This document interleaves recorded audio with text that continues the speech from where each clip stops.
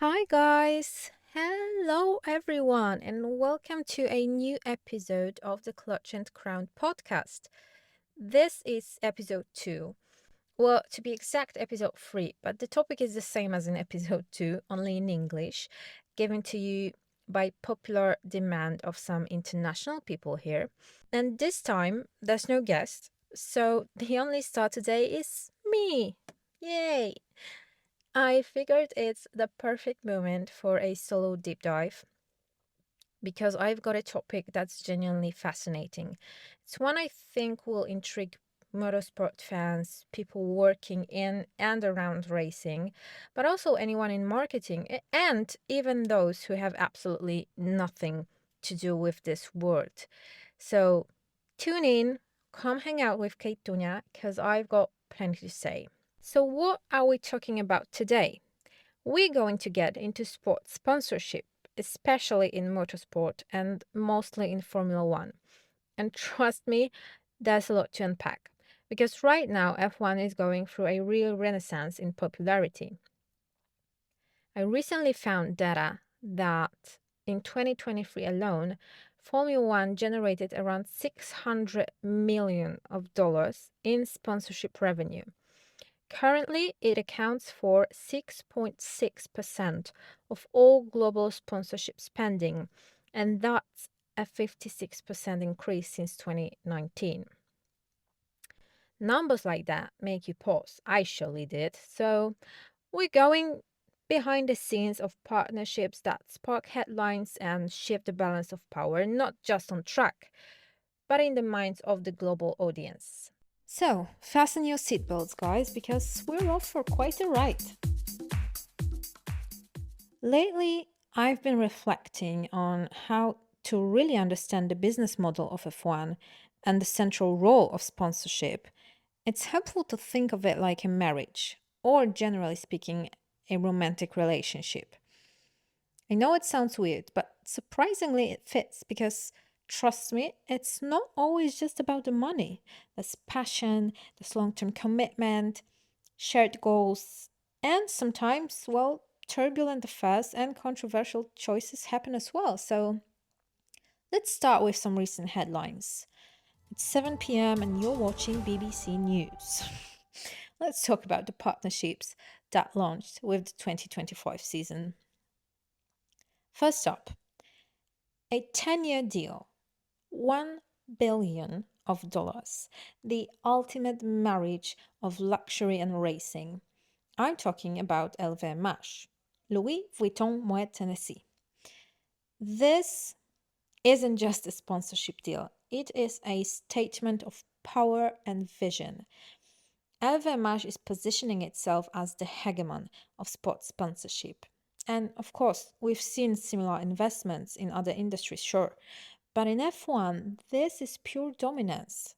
Tag Heuer times the races, Louis Vuitton guards trophies, and Moet rules the podium. So, precision and prestige, these are the values that matter the most to LVMH. They didn't just want to join Formula One, they wanted to redefine their place in the luxury ecosystem through it. Next up, we've got Barilla. Yeah, that Barilla. One of the world's most iconic pasta brands is now an official partner of Formula One. And honestly, I'm glad I waited until after the Emilia Romagna Grand Prix to record this because my expectations were high. And what we got, well, fell a bit flat. Because at first, you might wonder, what does pasta have to do with the fastest cars in the world? Barilla talked about shared values like passion, precision, heritage, creating connections, promoting culture, just delivering unforgettable experiences. Honestly, it's a great case study of how seemingly contrasting brands can find common ground and make it work. But as of now, the activation is underwhelming, I might say. But I promise we'll circle back to this one. Yet, speaking of spicy, we have to talk about F1's latest relationship with Belvedere Vodka. Now, officially the vodka of Formula One. What was the reaction? Not subtle. Mostly health concerns, image concerns. There's been some outrage. But here's my take. This isn't new, guys. F1 has a long history with unhealthy brands. Marlboro, anyone? Martini Racing? We're talking legacy liveries, sponsorships that became icons. Even now, whiskey sponsors Aston Martin, tequila sponsors Red Bull, so Belvedere fits the pattern. The problem isn't the product, it's the messaging. Some thought drivers were going to be pouring shots on the podium or endorsing a bottle of cold vodka. I mean, come on. Belvedere's role is clear. It's all about the after party. And besides, let's be real, F1 drivers are not all early to bed salad eating cowboys. They party, just like Lando Norris, the party boy of the paddock. So please, let's stop pretending otherwise. What I want to talk to you about is that Belvedere belongs to the LVMH group. So this deal is part of a much bigger strategic puzzle. It is obvious that they would want to include as many brands as possible. The real issue was poor communication, because labeling it the official vodka of F1 made it sound like alcohol was central to the sport. It could have been introduced with a bit less stiffness and just a sprinkle more of nuance by leaning into the after party scene, the lifestyle, more and more influencers being invited to the paddock, having fun in the VIP sections, just the reality behind the curtain. So, the question is, should sports stay away from this kind of partnerships even if the money keeps them alive? I'll leave that question open for you guys. And obviously, I'm very curious to hear the opinions as well. But speaking of the legacy of unhealthy brands in F1, let's rewind for a second. Because the modern era of F1 sponsorship, the way we know it today, really took shape in the 1960s. That's when tobacco brand Gold Leaf appeared on the Team Lotus car. And it was a literal turning point because it marked the move from passion driven, informal deals to commercial business first agreements. And at first it was simple, just logo placements. But then came the 90s, when tech giants and car manufacturers jumped in, seeing F1 as a platform to show off innovation.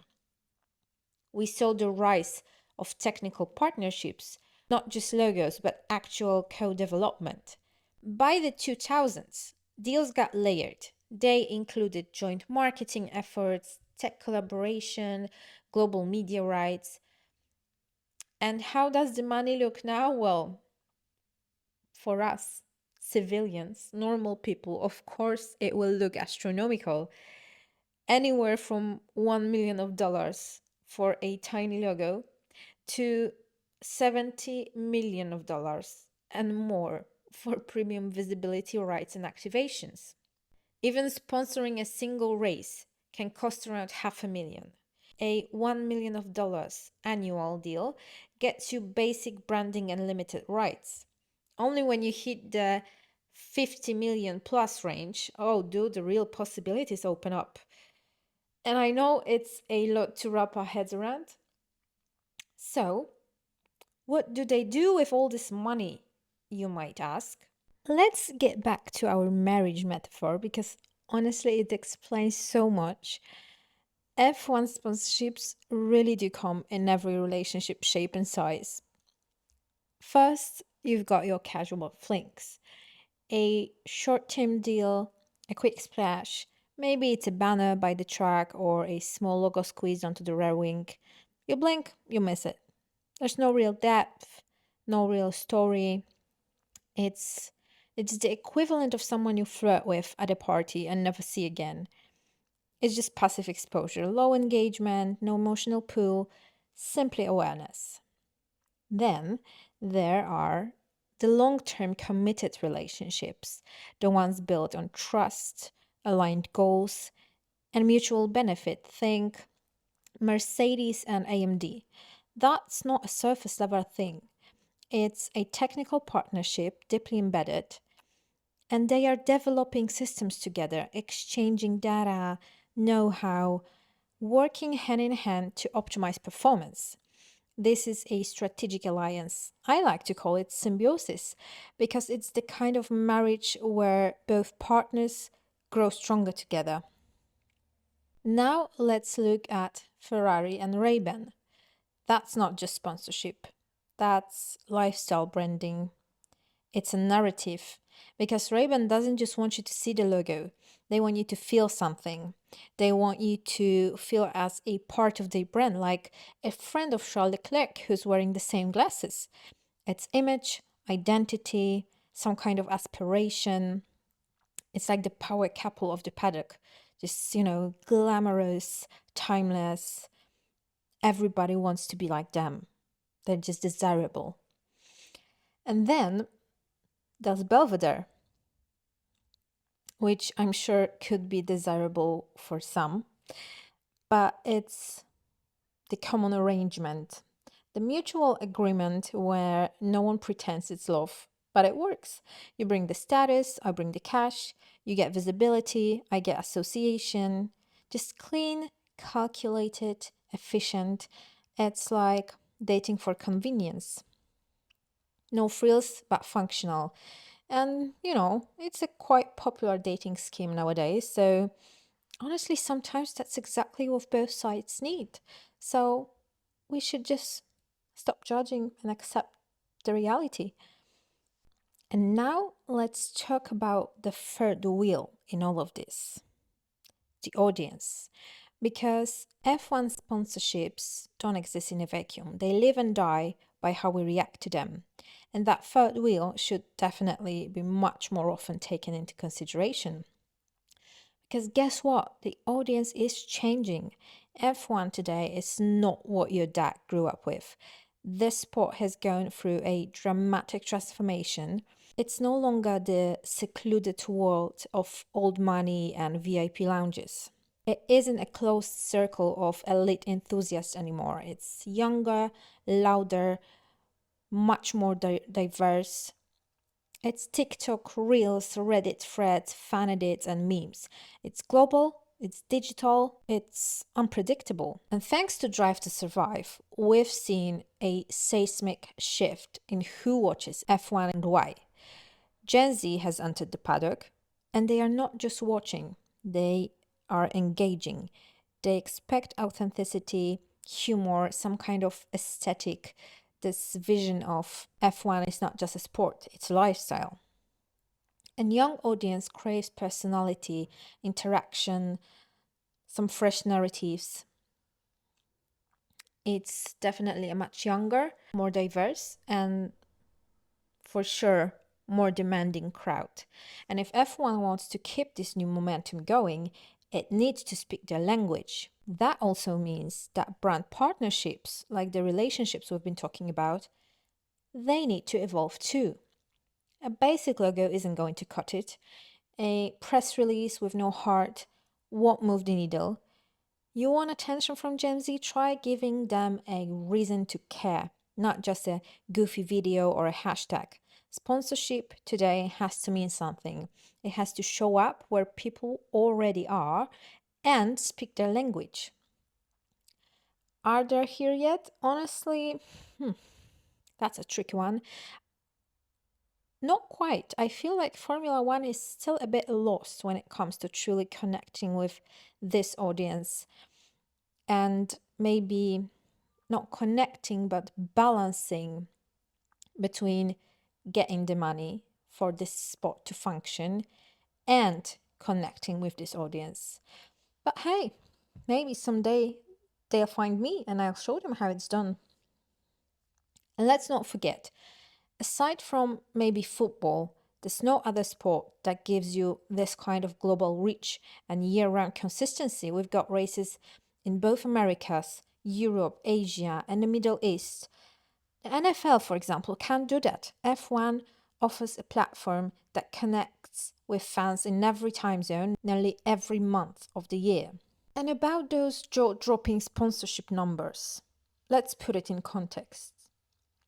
The sport is expensive, from the engineering of complex race cars to global logistics, from endless R&D to the level of safety that protects drivers at over 300 kilometers per hour. Just let's be real, none of it is cheap. And when you look at it that way, the massive sponsorship deals actually make sense. They're not excess, they're necessary. It's not about indulgence, it's about fueling an entire performance ecosystem. So, ergo, premium sport costs money. That's the reality, and let's deal with it. Let's shift gears for a moment, away from the glam and glitz of Formula One and into the rugged, dust kicking world of rallying, specifically the WRC. Here, the dynamic is a little bit different. The tempo, the priorities, even the perceived value of sponsorship. This isn't a place for flashy logos and champagne sprays. It is more of a platform built for resilience, innovation, and precision. So, sponsorships in WRC are often very much grounded in utility. Brands use the championship as a testing ground and proving lab for real world technologies. From the frozen forests of Sweden to Sardinian gravel to the twisty tarmac of the Canary Islands, WRC offers a playground for data, durability, and endurance. So companies like Castrol, Ford, Toyota, and Hyundai aren't just sticking stickers on cars, they are putting engines, oils, tires, suspensions to the most extreme stress tests imaginable. In WRC, what matters most isn't the red carpet, it's reliability. And that's why we often see highly technical brands here, industrial brands, functional names. Now, here's the question: could more unusual brand pairings boost the excitement here, encourage more fans, bring some new audiences? Could for example, a fashion label or a lifestyle name, even an FMCG brand shake things up? I don't know, maybe there's space to prove it, to try it out. And that, my friends, bring us to the concept of image transfer, a major player in this whole sponsorship game. Let's get academic for a second, because I even wrote my thesis on this. 100 pages of just glorious data packed insight. But don't worry, I won't read it to you now. I just wanted to show off. And I will show off a bit with my knowledge. I will just put my smart glasses and will try to give you as much as I can. So, image transfer is what happens when a brand wants to borrow the identity of something or someone else by working with them. Let's say a brand wants to be seen as a top tier player on the market, a leader, a winner. They might partner with, for example, McLaren right now, or before, let's say Red Bull Racing. That success by association isn't accidental. It's very much calculated. Or maybe the brand wants to be about intensity, adrenaline, masculinity.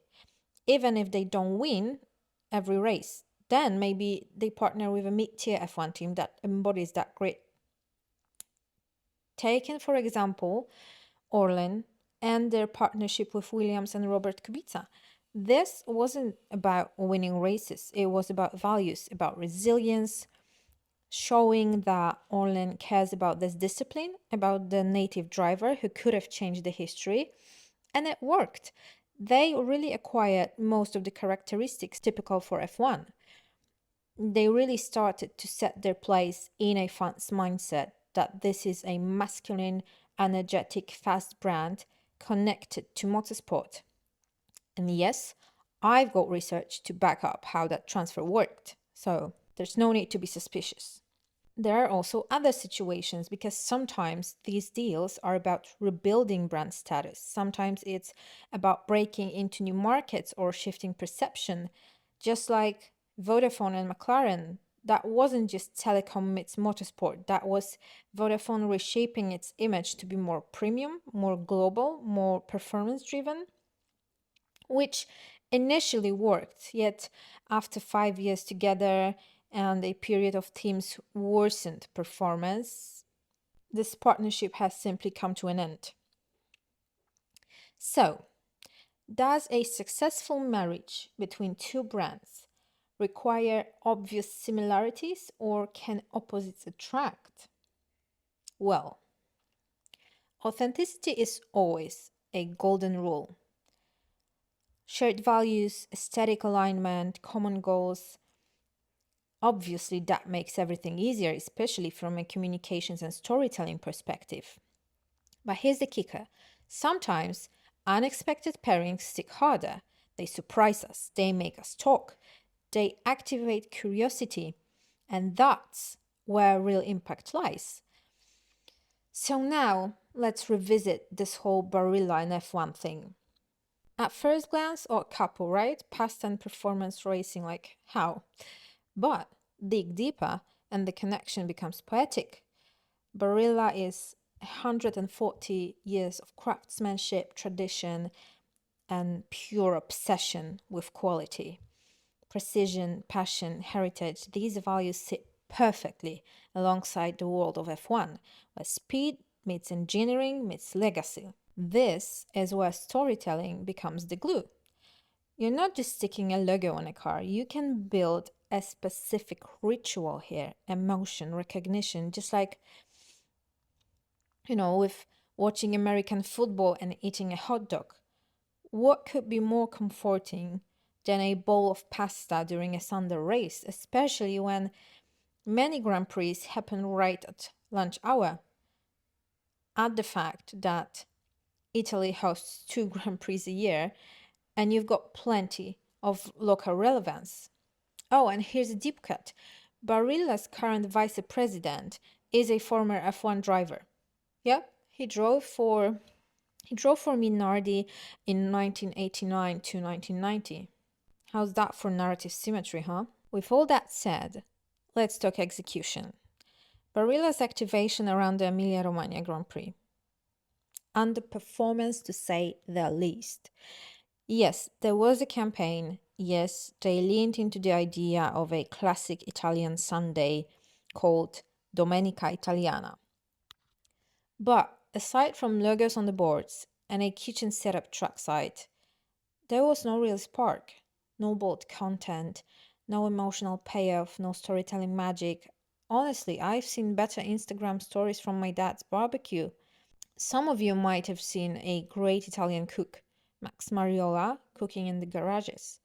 But you know what's funny? It's not Barilla who invited him, it was Pirelli. So, well, that's a shame. That's the frustrating part. The opportunity was there. You had the concept, you had the heritage, you had the setting. I mean, two races in Italy. Imagine what that could have looked like with high quality visuals, behind the scenes footage, emotional hooks, a full circle fan experience. It gets me to a conclusion that they really had all the ingredients, but the dish came out bland. On a brighter note, fortunately, there are people doing it right, like Lego. Putting up the Lego built actual cars for the drivers' parade during Miami Grand Prix, bravo! It was a perfect action showcasing Lego's brand values and mission. Not only it was fun for the audience that plays, but also fans watching it from a TV level and the drivers themselves. I mean, they were having more fun driving them than the actual racing cars, and that's what's fantastic about it. I mean, of course, I know driving the cars is their actual job, it's their biggest responsibility, so obviously they would be having more fun driving the Lego cars. But what I want to put emphasis on is the example they set. It is a living proof that when you put some story, some soul into the partnership, you can create something extraordinary that will bring a multidimensional fun for all the people involved because they clearly transformed a boring pre race repetitive PR chore into a deeply engaging experience for everyone. Another cool recent move was creating Lego shaped breakboards on the track. It's a perfect way to reshape branding elements from some overlooked, boring boxes to something with identity. And I'm all for it. Look no further, yesterday's Lego built trophies at the British Grand Prix. Amazing. And I think all brands should be learning from Lego. Also, lately, I see that drivers themselves seem to be leading that way because Carlos Sainz and L'Oreal, brilliant move. A beauty brand partnering with an F1 male driver. At first glance, surprising, but dig deeper, it's smart, aspirational, it's fresh and contextual. It challenges norms, it opens up new demographics, it shows range, and the execution, top tier. I think some girls, I mean, most of the girls, I mean, all of the girls can agree with me. So, more of this, please, on all levels of the sport, because I swear to God, if I see one more sponsor slap their logo in a car like it's a billboard in Times Square and call it a partnership, I'm gonna flip out. I'm gonna flip out. Also, if someone from F1 marketing is listening, call me. I'm free and better. So, what have we learned from all these romantic metaphors and commercial flirtations? There are many types of partnerships. There are long term marriages, situationships, arranged alliances, power couples. Each has its place and each reflects the sponsor's budget, goals, and strategy. But in the end, one thing matters the most: the fan. Because whether you're watching from a VIP lounge or your living room, you are the common denominator. Great sponsorships should elevate the experience. They should deepen the emotion, spark connection, fuel passion, and that's what I'm here for. That's what I want to see more of.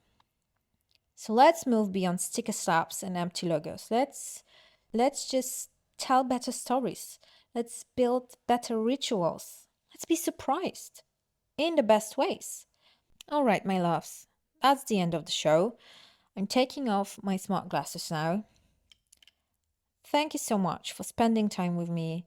If you've got thoughts on sponsorships that made you feel something, send them my way. Don't hesitate. And if you've got topics you want me to dig into, let me know. Until then, buziaki. Buziaki is like a Polish way of saying kisses. So from now on, I'm going to say goodbye to you like that. Get used to it. So, buziaki, sayonara, and bye.